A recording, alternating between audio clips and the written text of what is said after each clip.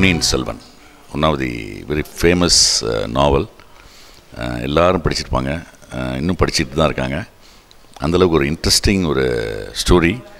அதை வந்து first time இப்போ மாடர்ன் வேர்ல்டுக்கு ஏற்ற மாதிரி அனிமேஷனில் they are bringing my friend mister Saravana ராஜா.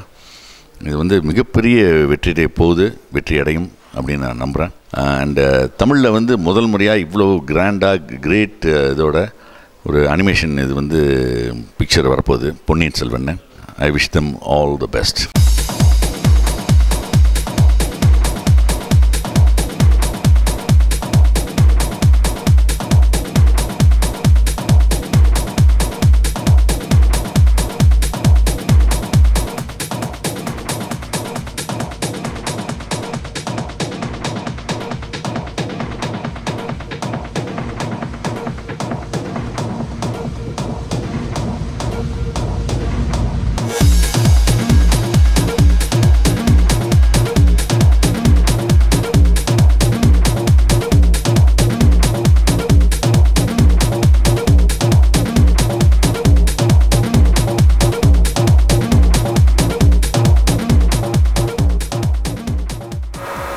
எங்களுக்கு கத்தி சண்டைன்னா எம்ஜிஆரும் நம்பியாரும் போட்டதை பார்த்து தான் எங்களுக்கு தெரியுமே தவிர நாங்கள் கத்தி சண்டை பார்த்தது கிடையாது.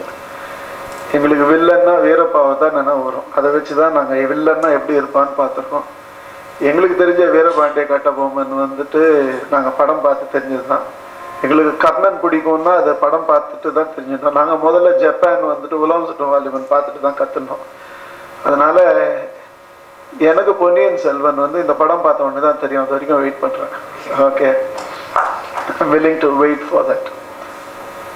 ஏன்னா நம்ம பெரும்பாலும் வந்துட்டு நம்மளோட கலாச்சாரமோ நம்மளோட ஹிஸ்ட்ரியோ நம்மளோட ஹிஸ்டாரிக்கல் கேரக்டர்ஸோ நம்ம சினிமா மூலமாக தான் தெரிஞ்சிருக்கோம்.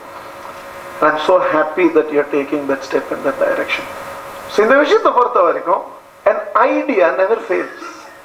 எந்த விதமான ஒரு ஆக்கப்பூர்வமான ஒரு எண்ணமும் வாழ்க்கையில தோத்ததா சரித்திரமே கிடையாது.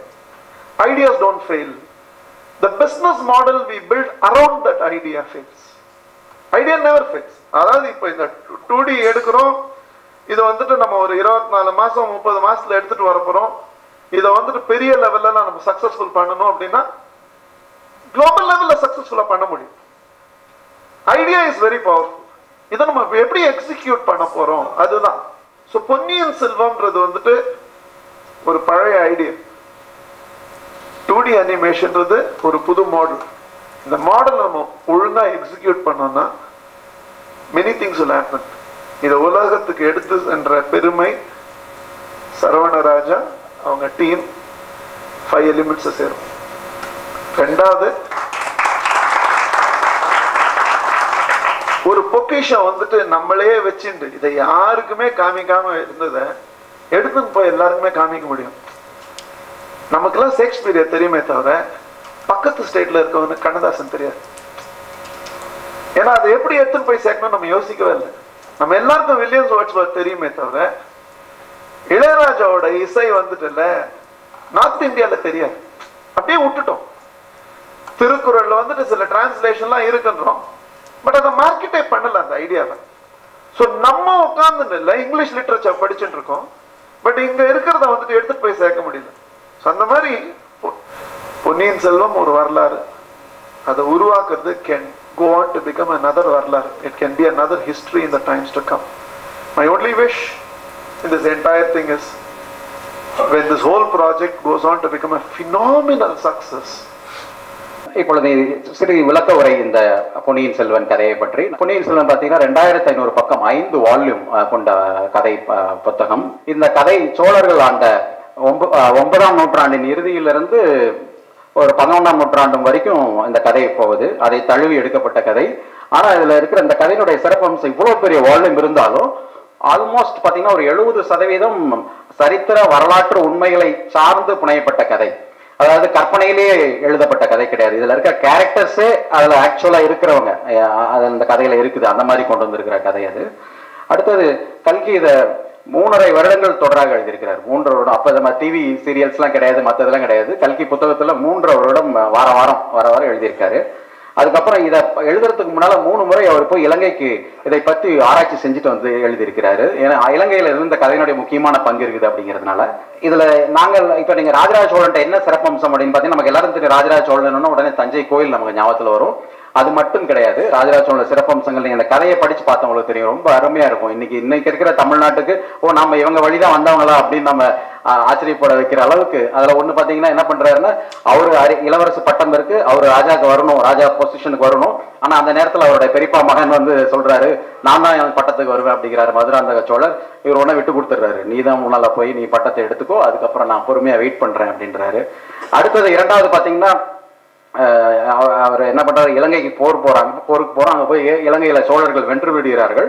அங்க என்ன பண்றோம், அங்க இருக்கிற வீரர்களுக்கு சோழர் வீரர்களுக்கு சாப்பாட்டுக்கு செலவுக்கு எல்லாம் இங்க இருந்து பணம் எடுத்துக்கொண்டு செல்லப்படுகிறது. தஞ்சாவூர்ல இருந்து சாதாரணமாக பாத்தீங்கன்னா போர் முறைப்படி அப்படி இருக்காது. அங்க எந்த இடத்துல போய் ஜெயிக்கிறோமோ அந்த இடத்துலயே அவங்கள மக்களை சுரண்டி அந்த பணத்தை வச்சுதான் அங்க நம்ம பண்ற மாதிரி இருக்கும். அந்த போர் முறைக்கு முற்றிலும் மாறான போர் முறையை கடைபிடித்தவர் ராஜராஜ சோழன். அதற்கப்புறம் அனைத்து மதங்களையும் போற்றின ஒரு பண்பு அந்த இடத்துல அவர்கிட்ட இருந்திருக்கு. சைவ மதத்தை பின்பற்றினாலும் வைஷ்ணவத்தையும் போற்றி இருக்கிறாங்க, இதையும் புத்த மதத்தையும் போற்றி இருக்கிறாங்க. இந்த மூன்றையும் சேர்ந்து எடுத்துக்கொண்டு போயிருக்காங்க. இன்றைக்கு நமது நாட்டுக்கு முக்கியமான தேவை அது. அதுக்கப்புறம் மக்களுக்காக இலவச மருத்துவமனைகளை நடத்தி இருக்கிறாங்க. குறிப்பா இன்னொரு இந்த அடுத்து எல்லாத்துக்கும் சிகரம் வைத்தது என்னன்னு பாத்தீங்கன்னா, இந்திய நாட்டிலேயே முதலாக சரித்திரப்படி கடற்படையை கொண்டு வந்தது ராஜராஜ சோழன் தான். இந்த மாதிரி பல சிறப்பு அம்சங்கள் இருந்தாலும் கடைசியில் எல்லாத்துக்கும் முத்தாய்ப்பு வைத்தது போல் தஞ்சை பெரிய கோயில். அந்த கோயில் இன்னைக்குமே உலக அதிசயங்களில் எப்படி இந்த கோயிலை கட்டினாங்க அன்னைக்கு இருக்கிற இன்ஃப்ராஸ்ட்ரக்சரை வச்சு அப்படிங்கிறதுக்கு யாருக்குமே பதில் தெரியல. ஏன்னா அவ்வளவு உயரமான கோபுரம் அது. பல விஷயங்கள் அதை பற்றி சொல்லப்படுகின்றன. இதை போன்ற காரணங்களினால் ராஜராஜ சோழன் பாத்தீங்கன்னா ஒரு தனித்து நிற்கிறார். அவர் மற்ற மன்னர்கள்ல அவர் ஆண்ட காலம் வந்து பொற்காலம் அப்படின்னு சொல்லலாம். அப்படிங்கிறதும் இதுல கல்கி வந்து பாத்தீங்கன்னா அந்த கதையிலும் அழகா எடுத்துட்டு போறாரு. இந்த காரணங்கள் எல்லாம் கூட நாங்க ஏன் இந்த படத்தை எடுத்துக்கிட்டோம், அனிமேஷன் படமா எடுத்து பண்ணணும் அப்படிங்கிறதுக்கு ஒரு இதுக்கு முன்னாடி நிகழ்ச்சியில் சொன்ன மாதிரி நம்மளுடைய தமிழர்களின் மனசாட்சி, நம்மளுடைய ஆழ்மனதில் இருக்கும் எண்ணம், இதை நாம படமாக எடுத்து செல்லும் போது நமக்கும் இதன் மூலம் பெருமை கிடைக்கும் அப்படிங்கிற எண்ணமும் எங்களுக்கு இருந்தது. அதனாலதான் இதை 2D அனிமேஷன் படமா எடுத்துட்டு போகணும்னு சொல்லிட்டு பண்றோம்.